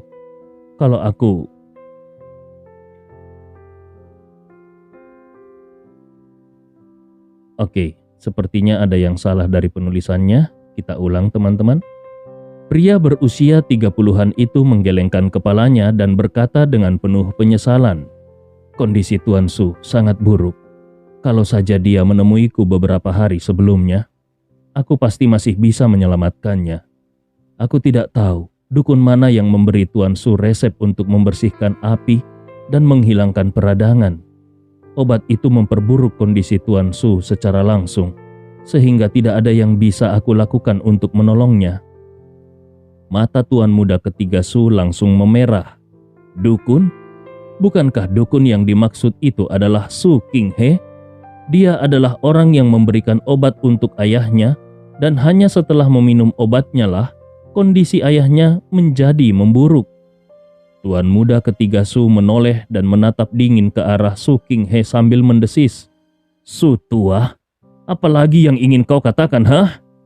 Dia sangat tidak sabar ingin menerkam Su Qinghe dan menghancurkannya menjadi beberapa bagian. Wajah Su Qinghe sudah lama menjadi pucat karena ketakutan. Dia merasa bingung untuk beberapa saat. Mungkinkah dia benar-benar telah meresepkan obat yang salah? Pada saat ini, Yanrou berusaha menenangkan pikirannya dan berkata kepada Su Shanyin, "Tuan muda keempat, izinkan aku pergi untuk melihat bagaimana keadaan Tuan Su." Keterampilan medis ayahnya memang tidak sebagus keterampilannya, tetapi bagaimanapun juga, ayahnya sudah berpraktik pengobatan selama puluhan tahun. Jadi ayahnya memiliki pengalaman di bidang ini. Tidak ada alasan bagi ayahnya untuk meresepkan obat yang salah. Bahkan, kalaupun benar-benar tidak ada cara untuk menyelamatkan Tuan Su, tetap saja dia harus melihat bagaimana keadaan Tuan Su pada saat ini. Dia tidak takut kalau memang ini benar-benar tanggung jawab keluarga Su. Tapi dia juga tidak pernah mau disalahkan begitu saja. Ketika Tabib Hua melihat Yanrou, seberkas cahaya melintas di matanya. Tapi dia tetap berkata dengan penuh percaya diri, "Oh, ternyata Nona Su Yanrou juga sudah datang. Aku sudah mendengar kalau Nona Su memiliki keterampilan medis yang sangat baik. Namun Nona Su, bukannya aku melebih-lebihkan. Hanya saja, untuk situasi Tuan Su saat ini, bahkan para dewa pun tidak akan bisa menyelamatkannya. Jadi kalaupun kau mengambil tindakan secara pribadi, itu juga tidak akan membantu." Yanrou mengabaikan pria yang reputasinya masih di atas reputasinya itu dan hanya memandang Su Shanyin. Dia tahu bahwa untuk membuktikan kalau keluarga Su tidak bersalah, putra keempat Tuan Su ini adalah kuncinya. Namun, sebelum Su Shanyin memiliki kesempatan untuk berbicara, pria paruh baya yang berdiri di samping Tabib Hua sudah mendengus dingin. "Adik keempat, hari itu kalau saja kau tidak bersikeras mengundang dukun ini untuk mengobati ayah, keadaan ayah tidak akan menjadi seperti ini. Apakah kau masih ingin membiarkan mereka menyakiti ayah sekali lagi?" Awalnya Su Shanyin masih agak ragu-ragu, tetapi ketika dia melihat kakak tertuanya keberatan, dia malah mendengus dingin. "Kakak tertua, karena Nona Su ada di sini, apa salahnya membiarkan dia melihat ayah?" Tuan Su memiliki 3 putra dan 1 putri. 3 anak yang pertama dilahirkan oleh istri pertamanya, dan hanya putra keempat yaitu Su Shanyin yang dilahirkan oleh istri saat ini. Tuan Su juga sangat mencintai putra mudanya ini dan berniat membiarkannya mewarisi posisi kepala keluarga Su. Karena alasan inilah, Su Shanyin dan kakak tertuanya yaitu Su Shankyu selalu berseberangan. Su Shankyu menatap Su Shanyin dengan marah. "Kau?" Ketika Su Shankyu hampir kehilangan kesabarannya, Tabib Hua yang ada di sampingnya menenangkan dan berkata, "Tuan muda Su, apa yang dikatakan oleh Tuan muda keempat itu benar. Karena Nona Su sudah ada di sini, apa salahnya membiarkan dia melihatnya? Dia percaya kalau dia saja tidak bisa menyembuhkan Tuan Su, maka wanita yang tampak cantik ini juga tidak akan bisa melakukannya." Bab 732. Su Shankyu mengerutkan keningnya dan menatap Tabib Hua dengan dingin. Namun ketika dia melihat wajah percaya diri Tabib Hua, dia pun mengangguk setuju. Baiklah. Dia sadar kalau Tabib Hua ini sangat menyukai ketenaran. Kalau di saat seperti ini Tabib Hua masih berani membiarkan Su Yanrou yang merupakan seorang wanita menyelamatkan ayahnya, maka itu pasti karena Tabib Hua yakin kalau Yanrou pasti tidak akan bisa menyembuhkan ayahnya. Kalau begitu, apa salahnya membiarkan Yanrou mencobanya? Yanrou menghela nafas lega dan berjalan dengan langkah besar. Su Qinghe dan Leon juga mengikuti di belakangnya. Bahkan Tabib Hua yang tadinya sudah siap untuk pergi juga mengikuti kembali ke dalam rumah. Dia ingin melihat ekspresi seperti apa yang akan dimiliki oleh Yanrou ketika dia akhirnya tidak bisa menyelamatkan Tuan Su. Apalagi dia sudah tahu kalau orang yang merawat Tuan Su adalah ayah Yanrou. Dia mengerti bahwa begitu Tuan Su tidak dapat disembuhkan, keluarga Su pasti akan berbalik melawan keluarga Su, dan kemudian dia bisa menggunakan hubungan baiknya dengan Su Shankyu untuk menyelamatkan nyawa Yanrou sehingga Yanrou akan berhutang budi padanya. Dengan cara ini, dia memiliki peluang yang sangat besar untuk memenangkan kembali hati Su Yanrou. Ketika tiba di kamar tidur Tuan Su, Yanrou berjalan ke depan dan memeriksa denyut nadi Tuan Su. Dia juga merasakan kalau nafas Tuan Su sangat lemah. Lalu dia mengulurkan tangannya dan membuka kelopak mata Tuan Su untuk melihat lebih dekat. Setelah memeriksa dengan cermat, dia semakin mengerutkan keningnya. Tepat seperti yang dikatakan tabib Hua, tubuh Tuan Su sudah mencapai titik kehabisan tenaga dan bahkan para dewa pun akan kesulitan untuk menyelamatkannya. Tapi sebelum datang ke sini, Yanrou sudah mempelajari tentang obat-obatan yang digunakan oleh ayahnya. Obat-obatan itu bahkan kalaupun tidak sesuai dengan kondisi Tuan Su, tapi pasti tidak akan bisa menyebabkan tubuh Tuan Su rusak sedemikian rupa sehingga hanya dalam beberapa hari Tuan Su sudah mencapai titik di mana dia hampir masuk ke liang lahat. Apa yang sebenarnya terjadi di sini? Melihat alis Yanrou yang berkerut, tabib Hua tersenyum dan bertanya, "Bagaimana menurutmu, Nona Su? Apakah ada cara untuk menyelamatkan Tuan Su?" Su Qinghe yang ada di samping juga menatap putrinya dengan penuh kegugupan. Kalau sampai putrinya ini tidak menemukan cara untuk menyelamatkan Tuan Su, maka akhirnya keluarga Su sudah tiba. Dengan tatapan mata yang penuh dengan keengganan, Yanrou dengan lembut berkata, "Aku tidak bisa menyembuhkannya." Tubuh Su Qinghe membeku, tidak bisa menyembuhkannya. Bahkan putrinya sendiri juga tidak bisa menyembuhkan Tuan Su. Apa yang bisa mereka lakukan tentang ini? Kelopak mata Su Sanyin juga berkibar dengan marah. Matanya tiba-tiba berkedip-kedip karena api kemarahan. Su Sanhu, anggota tertua keluarga Su, bahkan merasa lebih marah lagi. Namun tanpa menunggu Su Sanhu menyerang, Su Sanxiu yang ada di samping juga tertawa dengan dingin dan berkata, "Hahaha, Su Qinghe, apakah saat ini kau masih ingin mengatakan sesuatu?" Wajah Su Qinghe terlihat pucat dan dia menjawab dengan gugup, Aku. Pada saat ini apalagi yang bisa dia katakan?" Wajah Yanrou juga pucat. Dia ingin berdebat beberapa patah kata lagi, tetapi dia mengerti bahwa meskipun dia mengatakan bahwa memperburuk kondisi Tuan Su tidak ada hubungannya dengan obat yang diberikan oleh ayahnya, pihak lain pasti tidak akan mempercayainya. Tabib Hua yang ada di samping tersenyum tipis dan hendak maju untuk memohon pengampunan bagi Yanrou, tetapi Leon yang sejak tadi mengikuti di sisi Yanrou tiba-tiba membuka mulutnya dan berkata, "Mungkin aku bisa mencoba." Yanrou memandang Leon dengan wajah tertegun. "Kau?" Yanrou merasa tidak percaya dan bergumam di dalam hatinya, "Anak ini, apakah dia benar-benar bisa melihat apa penyakit Tuan Su? Bahkan kalaupun dia benar-benar bisa mengetahui apa penyakitnya, bisakah dia menyembuhkannya? Tabib Hua dan aku saja tidak bisa melakukan apa-apa." Su Qinghe bahkan mengutuk secara langsung, "Bocah bodoh, jam berapa sekarang? Kekacauan apa lagi yang ingin kau buat?" Sekarang emosi keluarga Su sudah terbakar dan mereka bisa meledak kapan saja. Kalau saat ini Leon masih ingin pergi dan mengobati tubuh Tuan Su, apa yang akan keluarga Su pikirkan? Saat ini bahkan ada beberapa anggota keluarga Su yang langsung mengutuk, "Siapa orang bodoh ini? Kudengar dia adalah pacar Nona Su. Dasar bocah idiot. Bahkan Nona Su pun tidak bisa melakukan apa-apa. Memangnya apa yang bisa dia lakukan?" Su Sanqiu bahkan meraung dengan sangat marah, "Su Qinghe, keluarga Sumu sengaja datang untuk membunuh ayahku, bukan?"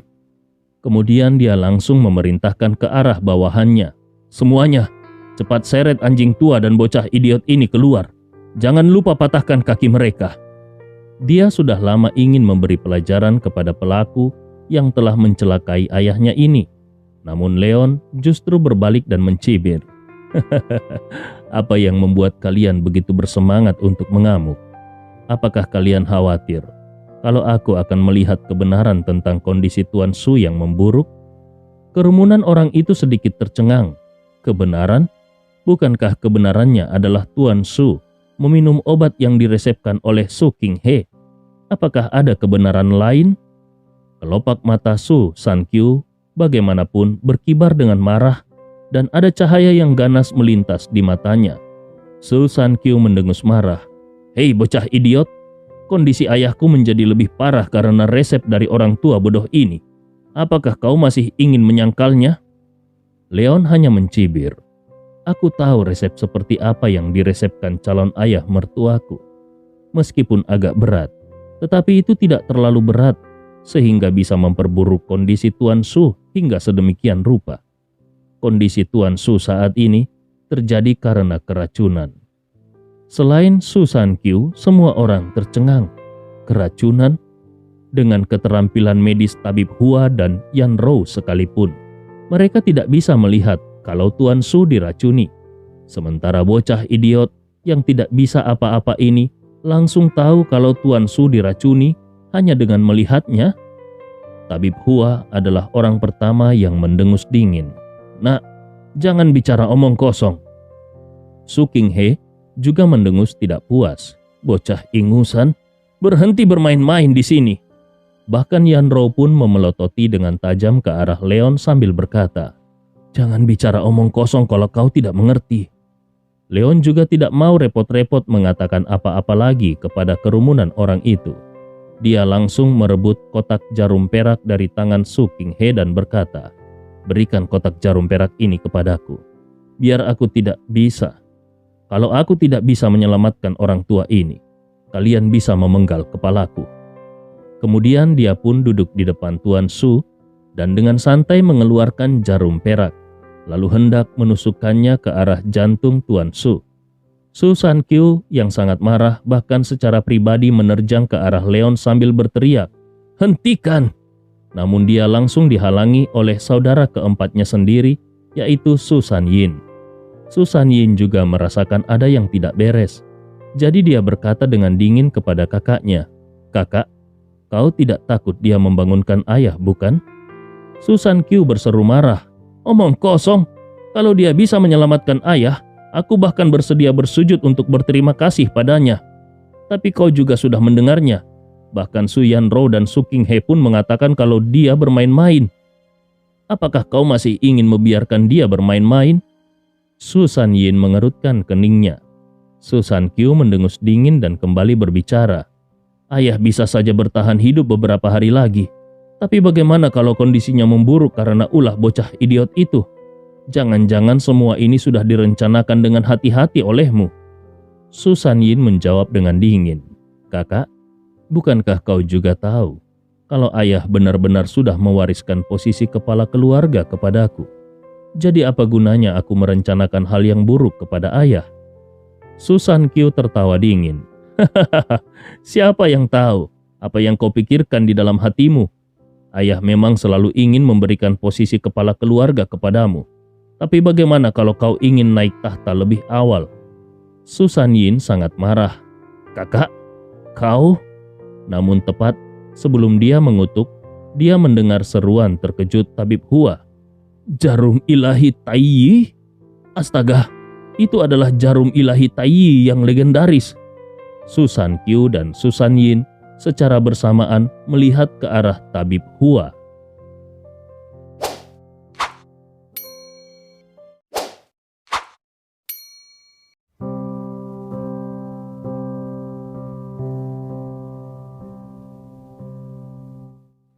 Bab 733. Tabib Suci Hua menatap Leon dengan wajah kagum. Itu adalah penguasaan unik dari ayah tuan lembah raja pengobatan, Sun Yutian. Bahkan Sun Yutian pun tidak bisa melakukannya sama sekali. Aku tidak menyangka kalau aku akan melihat hal semacam ini di dalam hidupku. Ekspresi Su Sanyin langsung menjadi gembira. Tetapi wajah Su Sankyu berubah menjadi jelek. Sementara itu, Su King He dan Yan Rou juga memandang Leon dengan wajah terkejut. Mereka sama sekali tidak menyangka kalau pemuda biasa dan berusia muda ini ternyata mengetahui teknik jarum yang fenomenal ini. Dan tepat pada saat ini, tubuh Tuan Su yang sejak lama sudah tidak sadarkan diri tiba-tiba bergetar, diikuti oleh seteguk darah hitam yang menyembur keluar. Wajah kerumunan orang itu berubah drastis. Su Sankyu merasa senang, tetapi dia tidak menunjukkannya. Sebaliknya, dia menunjuk ke arah Leon dan berteriak kepada beberapa penjaga. "Untuk apa kalian masih berdiam diri di sana? Cepat tangkap anak itu, dia sudah membunuh ayahku." Segera beberapa penjaga dari keluarga Su bergegas maju. Namun saat mereka hendak menangkap Leon, mereka melihat Tuan Su membuka matanya. Sebuah suara rendah, serak, namun tetap agung pun terdengar. "Apa yang kalian lakukan?" Hati semua orang bergetar. Su Qinghe, Su Sanyin, Su Sanhu, dan orang yang lainnya sangat gembira. Su Qinghe merasa gembira karena Tuan Su akhirnya bangun dari komanya dan keluarga Su tidak perlu dikuburkan bersama dengannya. Sementara Su Sanyin dan Su Sanhu dengan tulus merasa bahagia atas kembalinya kesadaran ayah mereka. Yan Rou juga terkejut. Bagaimanapun, dia tidak menyangka kalau pria yang dia selamatkan secara kebetulan ini ternyata memiliki keterampilan seperti itu. Keterampilan medis seperti ini tidak diketahui berapa kali lebih tinggi dari dirinya dan Tabib Hua. Orang macam apa sebenarnya pemuda ini? Hanya ekspresi wajah Su Sankyu yang menjadi sangat jelek. Tatapannya ke arah Leon bahkan dipenuhi dengan niat membunuh. Hanya saja ketika dia melihat ayahnya yang sudah bangun, dia buru-buru menyesuaikan emosinya untuk menyambut ayahnya. Namun tanpa menunggu Su Sankyu membuka mulutnya untuk berbicara, Su Sanyin sudah melompat ke depannya dan bergegas ke depan Tuan Su. Kemudian berkata dengan penuh semangat, "Ayah, ayah sudah koma selama beberapa hari. Tabib Hua dan Tabib Su sudah kehabisan akal, sehingga pada akhirnya pemuda inilah yang menyelamatkan ayah dari koma." Tuan Su sangat mencintai putra bungsunya ini. Itu bukan hanya karena Su Sanyin adalah putra bungsunya, tetapi karena Tuan Su mengerti bahwa putra bungsunya ini adalah yang paling cerdas dari antara beberapa putranya. Justru karena kepintarannya lah, Su Sanyin bisa menemukan kejanggalan atas beberapa reaksi abnormal kakak laki-lakinya sebelumnya. Begitu dia memikirkan spekulasinya, dia tidak bisa lagi menekan warna kegembiraan di dalam hatinya. Tuan Su tertegun. Kemudian dia melihat kalau dia masih memiliki sejumlah jarum perak yang dimasukkan ke dalam hatinya. Kemudian dia melihat pemuda di depannya dan tersenyum dingin. "Tabib kecil, kau masih sangat muda, tapi kau sudah memiliki keterampilan medis seperti ini. Sungguh sesuatu yang luar biasa. Aku hanya ingin tahu penyakit apa yang sebenarnya kuderita." Tanpa menunggu Leon membuka mulutnya, Su Sanyin yang ada di samping sudah melompat ke samping dan berkata, "Ayah, tabib kecil ini mengatakan kalau ayah diracuni." Diam-diam Leon menatap Su Sanyin dengan senyuman tipis di sudut mulutnya. Tuan muda keempat dari keluarga Su ini sepertinya bukan tuan muda biasa. Tuan Su mengerutkan keningnya. Diracuni? Dia sangat berwibawa. Bagaimana mungkin dia bisa diracuni? Satu-satunya kemungkinan adalah ada seseorang yang mencoba melakukan tindakan untuk melawannya. Leon mengangguk dan sambil mencabut jarum perak itu dari hati Tuan Su, dia menunjuk ke garis darah hitam yang ada di lantai dan berkata, "Benar sekali. Dan itu bukan racun biasa. Itu adalah racun Gu. Silakan Tuan Su lihat sendiri." Tuan Su menoleh dan melihat ada beberapa cacing hitam menggeliat di dalam darah hitam yang ada di lantai. Wajah Tuan Su segera berubah menjadi merah karena marah. Di sisi lain, mata Su Sankyu memancarkan sinar kepanikan. Tuan Su berkata dengan lembut, "Tabib kecil, bisakah kau menemukan siapa yang memberikan racun itu kepadaku?" Su San Qiu menatap Leon dengan ekspresi gugup. Sementara di sisi lain, Su San Yin menatap Leon dengan ekspresi penuh harap. Dan Leon sendiri hanya mengeluarkan tawa ringan. Tuan Su, sepertinya kau sengaja ingin menyulitkanku. Su San Qiu segera menghela nafas lega dan sinar kekecewaan muncul di mata Su San Yin. Tuan Su hanya menghela nafas ringan. Pemuda ini bisa menyembuhkan dirinya saja sudah merupakan hal yang luar biasa. Bagaimana mungkin pemuda ini bisa tahu siapa orang yang menaruh racun itu? Namun pada saat ini, Leon menambahkan kalimat lain. Tapi, racun Gu seperti ini sangat kekanak-kanakan. Meskipun aku tidak bisa memastikan siapa yang menaruhnya. Tetapi selama aku bisa memeriksa apa yang telah diminum oleh Tuan Su selama ini, aku akan bisa menemukan beberapa petunjuk. Cahaya harapan sekali lagi menyala di mata Su San Yin. Namun Su San Qiu mendengus dingin. Ayah belum makan hari ini dan satu-satunya yang dia minum adalah obat yang diberikan oleh calon ayah mertuamu yang sudah tua itu. Menurut apa yang kau katakan sebelumnya, bukankah orang yang meracuni ayahku adalah calon ayah mertuamu yang sudah tua itu? Wajah Su Qinghe sedikit berubah. Bagaimana mungkin semua kesalahan ini mengarah kembali kepada dirinya sendiri? Mata Tuan Su berkedip-kedip, seolah-olah dia tidak menyangka kalau anak kecil di depannya ini adalah calon menantu Su Qinghe. Saat ini Leon hanya tertawa ringan. Calon ayah mertuaku hanya meresepkan obatnya. Tapi orang yang mengambil obat itu bukan calon ayah mertuaku. Dan orang yang meminumkan obat untuk Tuan Su juga bukan calon ayah mertuaku. Su San Qiu mencibir. Orang yang meminumkan obat untuk ayah adalah ibu tiriku. Mungkinkah kau meragukan ibu tiriku? Alis Su San Yin sedikit mengernyit. Kenapa kakak tertuanya membawa-bawa ibunya? Leon mencibir. Lalu bagaimana dengan orang yang mengambil obatnya? Su San Qiu menjawab. Itu adalah kepala pelayan keluarga Su yang paling setia. Namanya Su He. Bahkan lebih tidak mungkin lagi dia yang meracuni ayah. Leon tertawa ringan. Apakah kau yakin? Wajah Su San Qiu dipenuhi dengan amarah. Apa maksudmu? Leon tersenyum tipis dan melihat ke arah Tuan Su sambil berkata, Tuan Su, resep yang diresepkan calon ayah mertuaku untukmu adalah obat untuk pneumonia. Dan di antara mereka, ada sejenis akar rumput yang disebut rumput biru hijau atau rumput kinglan yang kebetulan bisa membuat cacing Gu bertahan hidup selama 3 hari. Kalau seseorang menyuntikkan cacing Gu itu ke dalam akar rumput kinglan, itu tidak akan terdeteksi sama sekali.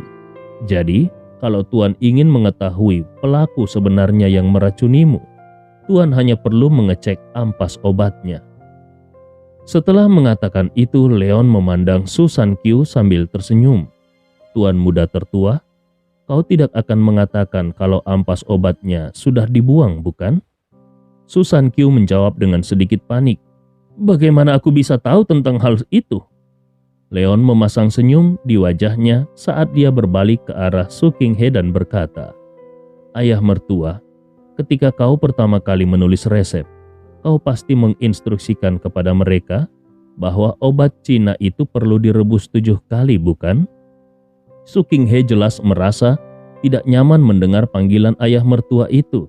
Tetapi pada saat ini dia juga tahu kalau Leon sedang berusaha menyelamatkan mereka.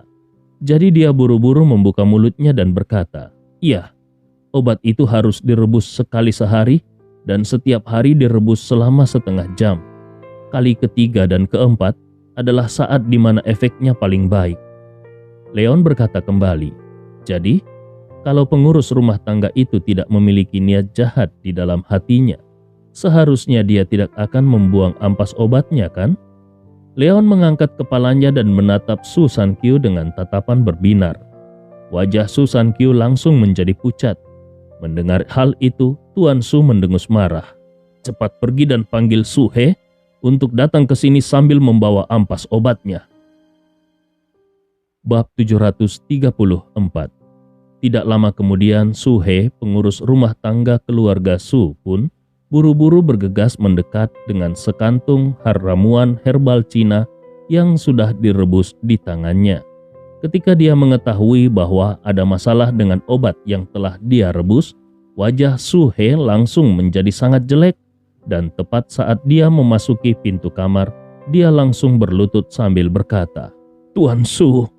Namun Tuan Su mengabaikan Su He dan malah berteriak kepada Leon, "Tabib kecil, cepat periksa ramuannya." Leon mengangguk, lalu dia melangkah maju dan mengambil kantong yang ada di tangan Su He. Dia membukanya di depan umum, lalu mengambil beberapa akar rumput berwarna hitam pekat dari dalamnya dan meletakkannya di depan hidungnya. Kemudian dia mencium baunya. Dia langsung memeras akar rumput yang basah itu. Kemudian terlihat bahwa bagian tengahnya benar-benar memiliki lapisan tubuh serangga berwarna hitam. Hanya saja, tubuh serangga tersebut sudah lama mati, seolah-olah menempel di atasnya seperti lem. Leon tertawa, lalu dia meletakkan akar rumput itu di depan Tuan Su dan dengan lembut berkata, "Ini dia, cacing gu yang menjadi racunnya." Dua aura dingin meledak dari mata Tuan Su saat dia menatap wajah Su He yang sudah pucat pasi. Su He tetap berlutut dan berkata dengan wajah ketakutan, "Tuan, itu bukan perbuatanku. Obat ini selalu diminum sesuai dengan resep dari Tabib Su." Leon bertanya dengan dingin, "Di mana kau membeli obat ini?" Dahi Su He penuh dengan keringat dingin saat dia menjawab, "Ini dibeli di balai herbal Tiongkok." Tanpa menunggu Tuan Su marah, Su Sanyin yang ada di samping sudah meraung dengan marah. "Balai herbal Tiongkok? Su He, kau tahu kalau keluarga kita dan orang-orang di balai herbal Tiongkok tidak berurusan satu sama lain. Tapi kau masih berani mengambil obat dari apotik mereka?" Su He menjawab dengan suara yang hampir menangis, "Tuan muda keempat, itu bukan inisiatifku. Tuan muda tertua yang mengatakan bahwa ramuan dari balai herbal Tiongkok lebih efektif dan dia menyuruhku pergi ke sana untuk mengambil obatnya." Tuan muda tertua. Pada saat yang sama, tatapan semua orang beralih kepada Su San Qiu. Dengan terbata-bata Su San Qiu berusaha untuk menjelaskan, "Ayah, aku juga punya niat baik. Aku..." Tuan Su hanya tertawa dingin. Seperti disambar petir, Su San Qiu segera berlutut dan membenamkan kepalanya ke lantai. Dia tidak berani melakukan gerakan apapun. Dia membenamkan kepalanya di lantai dan tidak berani mengucapkan sepatah kata pun. Bahkan meskipun dia tahu bahwa kalau masalah ini diselidiki, itu tidak akan pernah mengarah kepada dirinya sendiri, tetapi dia juga mengerti bahwa ayahnya tidak pernah membutuhkan bukti untuk melakukan apapun. Pada saat ini, Su Minghe tertawa dingin. "Kenapa? Apakah kau tidak mau melanjutkan penjelasannya?" Kepala Su San Qiu terbenam lebih rendah lagi. Melihat Su San Qiu tidak berbicara, Su Minghe hanya mencibir. "Apakah karena kau merasa bahwa aku akan menyerahkan kepemimpinan keluarga kepada saudaramu, jadi kau merasa tidak senang di dalam hatimu? Kau ingin membuatku meninggalkan dunia ini lebih awal?" Su San Qiu masih tidak berani menjelaskan. Dia hanya merendahkan dirinya dan seluruh tubuhnya tidak bisa berhenti gemetar. Su Minghe mencibir saat dia menatap putra sulungnya itu. Tatapan matanya dipenuhi dengan kekecewaan saat dia berkata, "Su San Qiu, apakah kau benar-benar berpikir bahwa aku membuat pengaturan seperti itu karena rasa cintaku pada ibu tirimu? Aku bisa menerima kalau kau ingin merebut kekuasaan. Kalau kau benar-benar memiliki kemampuan untuk mengalahkanku dan mengambil posisi kepala keluarga Su, aku hanya akan tersenyum dari dalam tanah. Setidaknya putraku sendiri telah membuat nama untuk dirinya sendiri. Tapi kau bahkan bersedia bekerja sama dengan orang-orang dari balai herbal Tiongkok? Apakah kau berpikir bahwa setelah menjadi kepala keluarga Su, kau bisa membawa seluruh keluarga Su untuk membelot ke balai herbal Tiongkok? Su Minghe mengatur nafasnya sesaat dan kemudian melanjutkan. Kau tidak tahu bagaimana keluarga Su kita bisa sampai di tempat kita hari ini. Jangankan kau, bahkan kalaupun aku yang memimpin seluruh keluarga Su untuk membelot ke balai herbal Tiongkok, saudara-saudara yang ada di bawah tidak akan pernah setuju. Apakah kau benar-benar berpikir bahwa balai herbal Tiongkok lebih baik daripada paviliun Lansi? Su Minghe jelas merasa sangat marah sampai ke titik ekstrim. Dia sudah tidak peduli bahwa masih ada beberapa orang luar yang hadir di sini. Dia hanya terus menggeram. Su Sankyu juga terus menundukkan kepalanya. Dia tidak berani membantah sepatah kata pun. Ayahnya sendiri secara mengejutkan telah bisa menebak apa yang ada di pikirannya sendiri hanya karena sedikit informasi ini. Tidak, ayahnya bukan menebak, ayahnya sangat yakin. Pada saat ini, apalagi yang bisa dia katakan?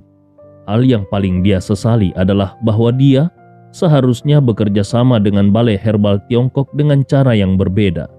Atau setidaknya, dia seharusnya tidak secara eksplisit menginstruksikan kepala pelayannya untuk pergi ke balai herbal Tiongkok untuk mendapatkan obat. Semua ini adalah kesalahan Tang Qicai yang terkutuk itu. Kalau saja orang itu tidak meyakinkannya bahwa cacing gu semacam ini tidak akan pernah terdeteksi, bagaimana mungkin dia bisa meninggalkan petunjuk yang begitu jelas? Setelah mengutuk beberapa kali, nada bicara Su Minghe akhirnya menjadi lebih tenang ketika dia bertanya, dengan siapa kau bekerja sama? Su Sankyu menjawab dengan jujur, Tang Qicai. Su Minghe kembali mengutuk dengan marah, dasar idiot. Dengan kebijaksanaannya, dia tahu kalau putranya ini sudah dimanfaatkan. Tidak peduli apakah pada akhirnya rencana Su Sankyu ini berhasil atau tidak.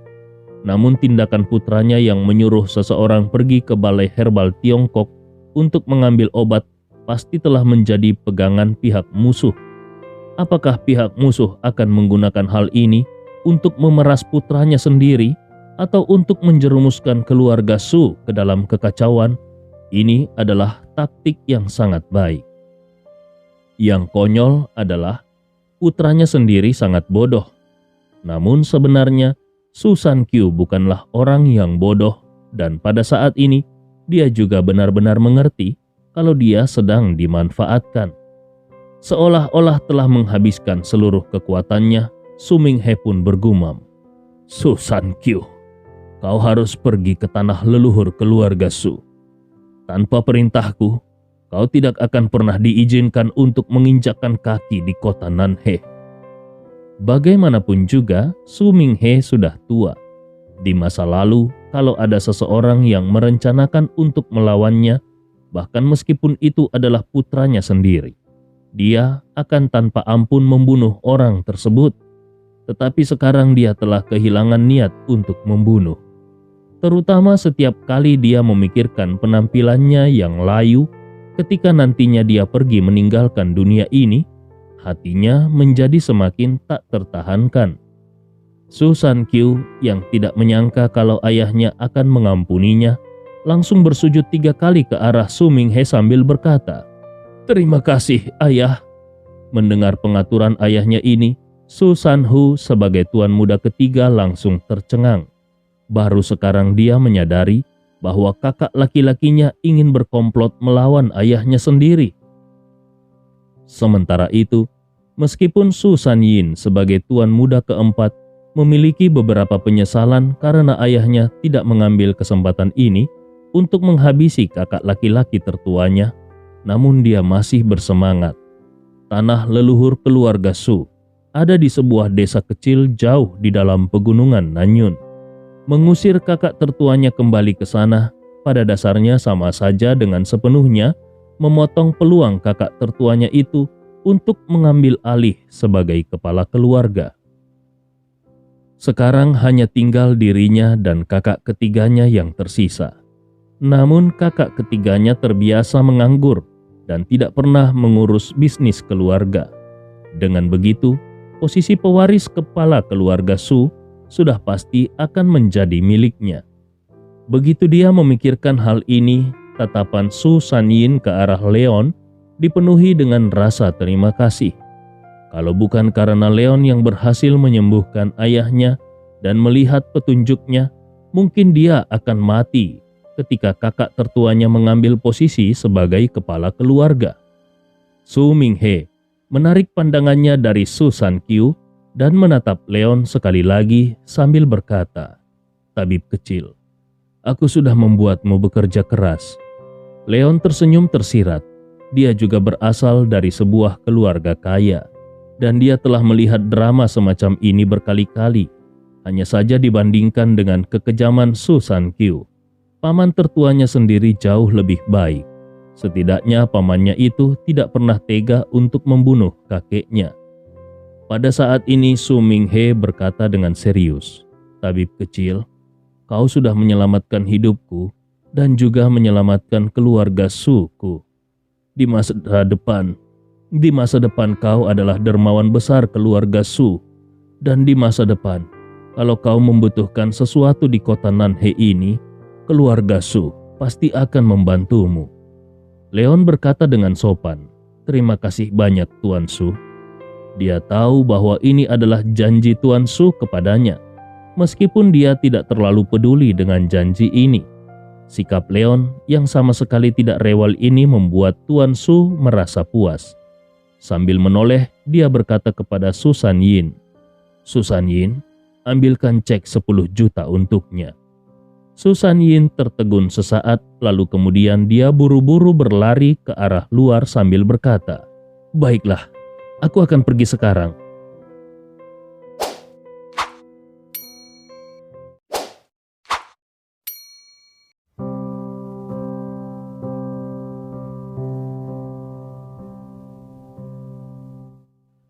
Bab 735. Leon tertegun dan berkata, "Tapi Tuan," dia menyadari kalau Tuan Su berniat memberikan hadiah uang kepadanya. Su Minghe tertawa, "Kau harus menerima uang ini. Hidupku tidak sebanding dengan uang itu." Leon tidak lagi bersikap sopan dan berkata, "Kalau begitu, aku akan menerimanya dengan baik." Wajahnya tidak memiliki kegembiraan ketika mendapatkan 10 juta itu. Ekspresinya sangat acuh tak acuh, seolah-olah 10 juta ini hanya beberapa puluh ribu dolar. Penampilan cuek seperti ini membuat Su Minghe merasa puas. Yang disayangkan adalah putri satu-satunya sudah menikah dan juga lebih tua dari Leon. Kalau tidak, dia benar-benar ingin menarik Leon ke dalam keluarga Su. Sementara Su Qinghe yang ada di samping, begitu dia mendengar kalau Leon benar-benar mendapatkan 10 juta dalam waktu singkat, dia langsung tercengang. Keluarga Su juga dianggap sebagai keluarga kaya di kota Nanhe, dengan mengandalkan seni penyembuhan keluarga dan membuka apotek besar. Setelah 10 atau 20 tahun, mereka bisa memiliki aset keluarga lebih dari 10 juta.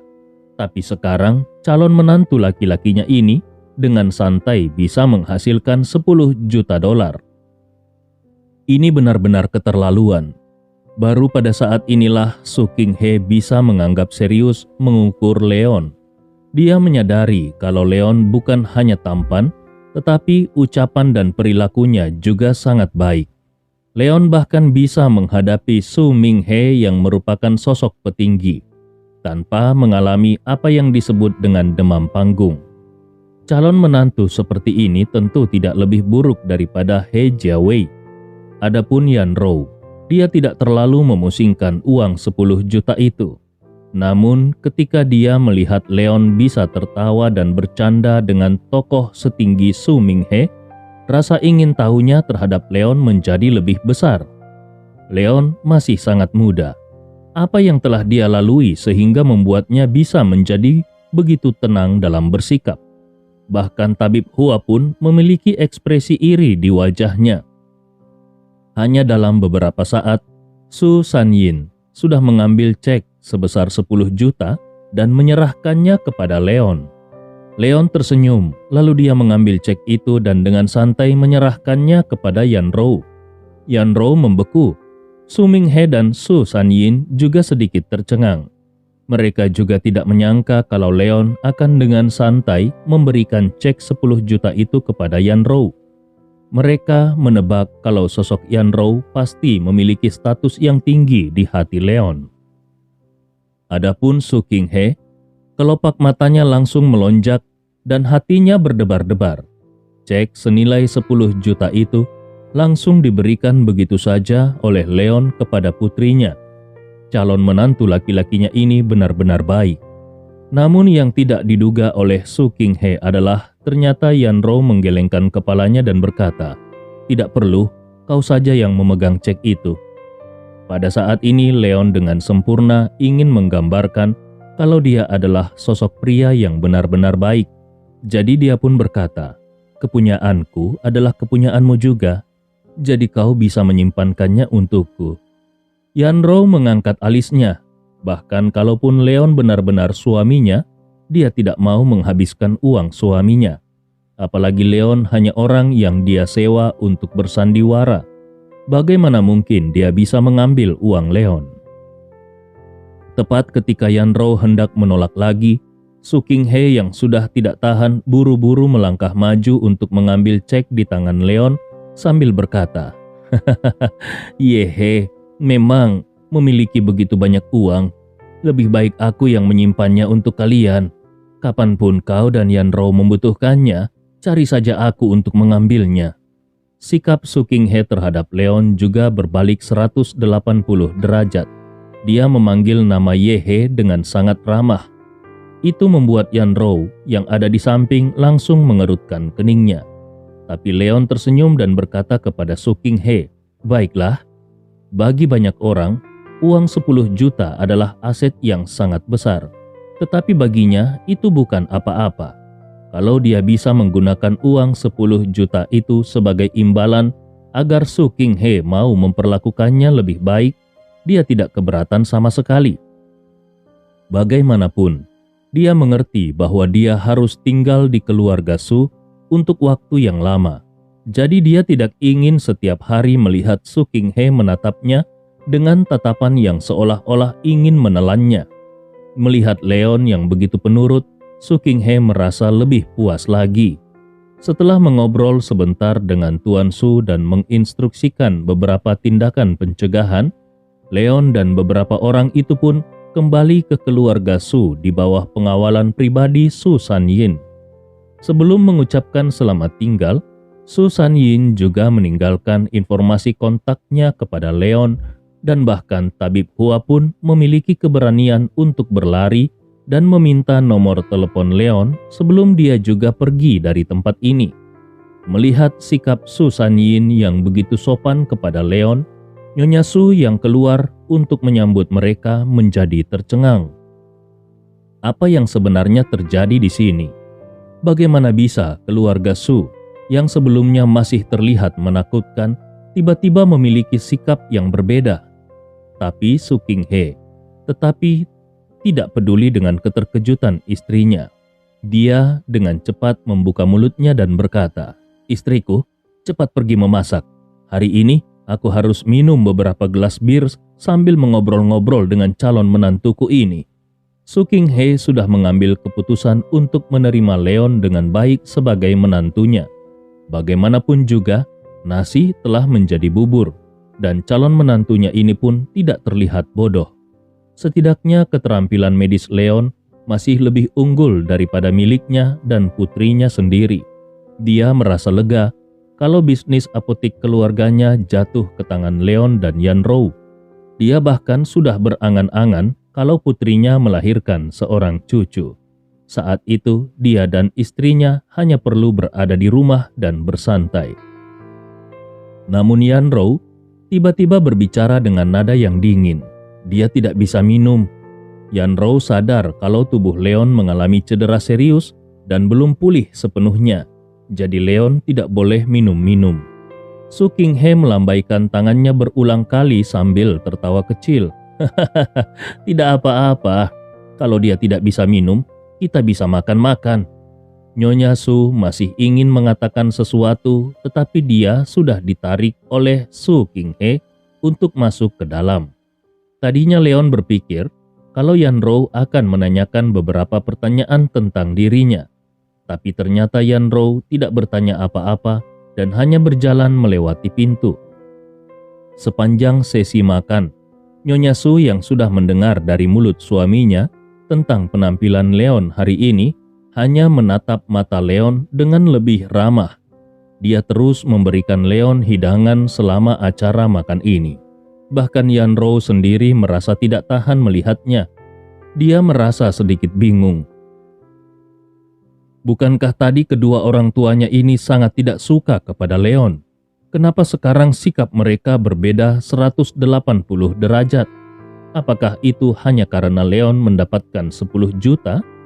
Karena merasa tidak suka dengan sikap kedua orang tuanya, Yanrou pun buru-buru menyelesaikan makanannya dan berjalan menuju kamarnya. Tuan dan Nyonya Su sedikit malu. Karena takut Leon merasa tidak puas dengan sikap anak perempuan mereka itu, mereka pun buru-buru menjelaskan, "Menantuku, jangan pedulikan sikap Yanrou. Bagaimanapun juga, dia sedang hamil, dan biasanya wanita hamil memang tidak memiliki suasana hati yang baik." Leon tersenyum menenangkan, "Tidak apa-apa." Tetapi di dalam hatinya dia berpikir, apakah temperamen Yanrou baik atau tidak?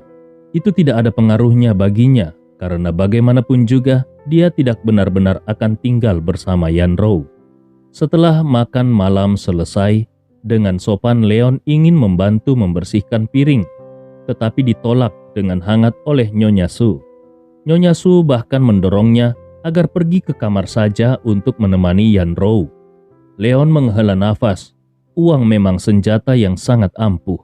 Tanpa 10 juta itu, Tuan dan Nyonya Su pasti tidak akan bersikap seramah ini kepadanya. Tanpa merasa sungkan kepada Tuan dan Nyonya Su, Leon pun langsung kembali ke kamar Yanrou. Namun tepat setelah dia membuka pintu kamar, dia melihat Yanrou membelakangi dirinya dan sedang berganti pakaian. Leon benar-benar terperanjat. Wanita ini berganti pakaian tanpa mengunci pintu kamarnya. Karena mendengar suara pintu terbuka, Yanrou pun berbalik untuk melihat. Untuk sesaat Leon merasa malu-malu dan dia buru-buru membuka mulutnya. Aku tidak tahu. Kau sedang berganti pakaian. Aku akan segera keluar."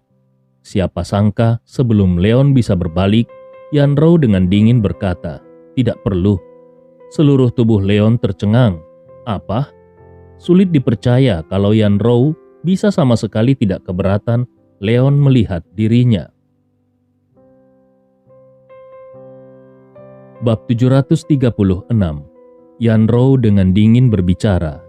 Kau boleh melihat apa yang boleh kau lihat, dan kau tidak boleh melihat apa yang tidak boleh kau lihat. Jadi apa bedanya kau keluar atau tidak? Yanrou membuka pakaiannya dengan santai di depan wajah Leon. Lalu dia berjalan ke sisi lemari pakaian dan mengeluarkan gaun tidur renda berwarna hitam dan berjalan menuju kamar kecil. Leon terdiam sejenak. Wanita ini agak terlalu dingin, bukan? Namun karena Yanrou tidak memiliki masalah dengan hal itu, maka Leon pun secara alami tidak mempermasalahkannya. Dia menutup pintu kamar, lalu berjalan ke sofa dan menyalakan TV. Tidak lama kemudian, dari dalam kamar mandi datang gemerisik suara air yang mengalir dan sepertinya pintu kamar mandi tidak terkunci. Mau tidak mau di dalam hatinya, Leon merasakan ledakan kegelisahan. Leon tidak pernah tertarik dengan wanita biasa, tetapi masalahnya adalah Su Yanrou ini benar-benar terlalu cantik. Wajah dan penampilannya sebanding dengan Qin Lanyue yang memukau. Namun akhirnya Leon hanya duduk tak bergerak di sofa. Untuk menekan kegelisahan di dalam hatinya, Leon memeriksa luka-luka di tubuhnya dan menemukan bahwa selain urat jantungnya, luka-luka lainnya pada dasarnya telah pulih. Bahkan lengannya yang telah ditusuk oleh pedang Dugujian telah pulih dengan baik. Hanya saja saat dia mengerahkan tenaganya, lengannya itu masih terasa agak sakit. Leon merasa agak terpesona. Teknik seperti apa sebenarnya yang telah diberikan oleh Pak Tua itu untuk dikembangkannya?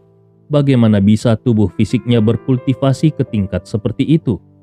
Dia bukan hanya jauh lebih kuat daripada seniman bela diri lainnya, tapi bahkan kekuatan pemulihan tubuhnya pun jauh lebih banyak daripada seniman bela diri lainnya. Ini membuatnya selalu saja bertanya-tanya, kalau dia terus berkultivasi sesuai dengan situasi saat ini, seberapa kuat nantinya tubuh jasmaninya ketika dia mencapai alam bawaan ke-9. Namun, dengan segera senyum pahit muncul di sudut mulut Leon. Saat ini pembuluh darah jantungnya sudah rusak. Sebelum dia bisa memperbaiki pembuluh darah jantungnya, dia akan mengalami kesulitan untuk memadatkan sedikit pun ki sejati, apalagi untuk terus berkultivasi. Kalaupun cedera pada pembuluh darah jantungnya benar-benar pulih, berapa lama waktu yang dibutuhkan baginya untuk berkultivasi ke puncak alam bawaan ke-4. Dantiannya sendiri beberapa kali lebih besar daripada seniman bela diri lainnya. Lalu berapa banyak ki spiritual yang dia butuhkan untuk dikumpulkan di dantiannya? Dia tidak berpikir kalau dia akan cukup beruntung untuk menemukan gua yang lain seperti Ngarai.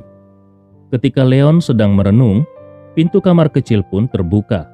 Yanrou yang mengenakan gaun tidur berenda berjalan keluar dari dalam. Rambutnya yang basah tersampir di kedua bahunya, sehingga memperlihatkan wajah yang sangat cantik. Leon yang selalu berbicara secara seenaknya bertanya secara langsung, "Hei, kau bahkan tidak khawatir memakai baju setipis itu ketika ada pria dewasa di dalam kamarmu?" Wajah Yanrou berdesir merah. Ketika tadi Leon tiba-tiba masuk, dia terlihat sangat tenang. Padahal pada kenyataannya, jantungnya juga meledak panik. Karena terburu-buru dan ingin secepatnya menghindari tatapan mata Leon, dia pun mengambil gaun tidur secara asal-asalan. Tapi Su Yanrou tetaplah Su Yanrou. Meskipun di dalam hatinya dia merasa sangat malu, namun dia tetap mengangkat wajahnya dan berbicara dengan dingin. "Apapun yang ingin aku pakai, itu bukan urusanmu." Leon hanya tersenyum dan mengangguk. Benar juga, tetapi tatapannya masih tertuju pada gaun tidur Yanrou. Tatapan Leon itu membuat Yanrou merasa tidak nyaman. Jadi dengan dingin dia berkata, "Kenapa kau tidak pergi mandi saja?" Leon menjawab dengan wajah polos, "Tapi aku tidak punya baju ganti." Yanrou sudah merasa jengkel, menjawab secara asal-asalan, "Kau tidak harus memakainya." Leon terkejut mendengar jawaban Yanrou, namun kemudian dia berpikir bahwa selama dia tidak sadarkan diri, bisa saja Yanrou yang merawat dirinya. Kalau begitu, pasti Yanrou jugalah yang menyeka badannya. Karena Yanrou tidak keberatan, tentu saja dia juga akan menganggapnya tidak masalah. Jadi dia pun segera melompat dan berlari ke kamar kecil. Beberapa saat kemudian, Leon benar-benar keluar hanya dengan handuk di badannya. Melihat hal ini, kelopak mata Yanrou melompat liar untuk beberapa saat. Orang idiot ini, jelas-jelas tadi dia hanya berbicara secara asal-asalan, kenapa dia benar-benar melakukannya? Bagaimana bisa orang idiot ini keluar dari kamar mandi hanya dengan mengenakan handuk? Yanrou langsung naik ke tempat tidur dan menarik selimut untuk menutupi dirinya. Dia tidak mau ambil pusing dengan ulah Leon. Ketika Leon melihat di samping tempat tidur besar itu sudah ada kasur lantai, dia pun bertanya dengan agak ragu-ragu, "Itu, apakah aku benar-benar tidur di lantai?" Yanrou mendengus dingin, "Terserah kau, mau tidur atau tidak." Leon menunjuk ke sisi kiri yang kosong di tempat tidur besar itu dan berkata, "Tempat tidur ini sangat besar. Bagaimana kalau aku tidur di sisi ini?" Yanrou menjawab dengan dingin, "Tidak boleh. Aku tidak suka orang lain tidur di tempat tidurku." Leon berkata dengan suara pelan, "Tapi bukankah tempat tidur yang aku gunakan sebelumnya adalah tempat tidurmu?" Kalau dia tidak salah ingat, rumah kecil di kota Luohe itu hanya memiliki 1 kamar tidur dan 1 tempat tidur. Barulah kemudian Yanrou teringat bahwa ketika Leon tidak sadarkan diri sebelumnya, Leon memang tidur di tempat tidurnya. Namun Yanrou tetap menjawab dengan dingin, "Saat itu kau terluka, jadi aku terpaksa untuk..." Leon langsung menyela kata-kata Yanrou, "Saat ini pun aku masih terluka." Yanrou benar-benar kehabisan kata-kata. Orang idiot ini, bagaimana bisa kulitnya begitu tebal dan tidak tahu malu? Melihat Yanrou tidak mengatakan apa-apa, Leon menyeringai dan langsung berjalan ke sisi kiri tempat tidur besar itu dan berbaring di sana. Saat Yanrou merasa sangat marah, suara Leon kembali terdengar. "Oh iya, ketika Tuan Su memarahi tuan muda tertua keluarga Su hari ini, apa yang dia maksud dengan Balai Herbal Tiongkok dan Pavilion Lansi?" Dengan suara dingin Yanrou menjelaskan, Pavilion Lansi dan Balai Herbal Tiongkok adalah salah satu dari beberapa geng bawah tanah terbesar di Provinsi Yunnan Selatan. Mereka selalu menjadi rival bebuyutan. Su Minghe adalah salah satu veteran tertua di Pavilion Lansi, dan dia adalah loyalis setia Pavilion Lansi. Jadi tentu saja dia sangat membenci putranya yang ingin membawa keluarga Su membelot ke Balai Herbal Tiongkok. Leon bertanya kembali, apakah Pavilion Lansi ini sangat kuat? Ketika Yanrou teringat kalau Leon bersikap baik kepada keluarga Su dan Tuan Su juga sangat menghargai Leon, dan bahkan Su Sanyin pun secara pribadi meninggalkan informasi kontaknya kepada Leon, dia merasa khawatir Leon akan terlibat terlalu dalam dengan keluarga Su. Jadi dia pun berbicara untuk mengingatkan Leon. Pavilion Lansi memiliki lebih dari 10.000 bawahan dan mengontrol sebagian besar kasino di seluruh wilayah Nanyun. Keluarga Su mengandalkan ini untuk menghasilkan banyak uang, sehingga di seluruh kota Nanhe ini tidak banyak orang yang berani mengacaukan keluarga Su. Tetapi bagaimanapun juga, mereka tidak melakukan bisnis yang legal, jadi sebaiknya kau tidak perlu terlalu banyak berurusan dengan mereka. Leon mengangguk dan berkata, "Baiklah, aku tahu. Sekarang sudah larut malam, sebaiknya kita tidur." Yanrou pun menjawab, "Baiklah." Namun, setelah mengatakan itu, dia baru sadar. Bukankah dia ingin mengusir orang ini dari tempat tidurnya? Kenapa dia malah setuju orang ini tidur di tempat tidurnya?